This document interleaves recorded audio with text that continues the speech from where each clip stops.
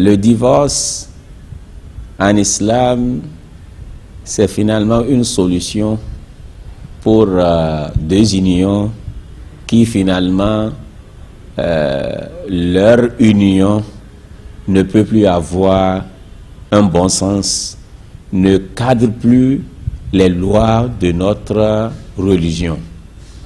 L'islam nous a recommandé de se marier. Et le mariage en islam est une obligation ou du moins une adoration.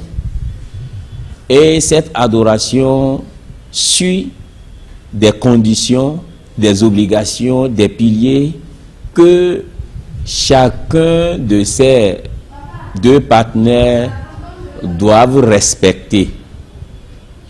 Alors, s'il y a eu le mariage, après avoir rempli toutes les conditions, la vie doit être normale comme ça se doit. Mais il peut y avoir des contraintes. C'est que ils se sont mariés et voilà que les conditions ne les permettent plus de rester ensemble. Il y a des difficultés lorsqu'ils vont insister à rester ensemble. Rester ensemble, ça va causer des problèmes à l'autre. L'islam nous donne finalement une autre solution de se séparer. Prenons par exemple un cas plus simple. Ils se sont mariés alors que leur union ne va jamais donner un fruit.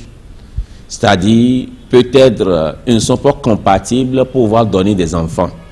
Mais on voit que si la femme laisse le monsieur et se marie peut-être à tel sang ou bien à telle situation biologique, elle pourra faire d'enfants ainsi que aussi le monsieur.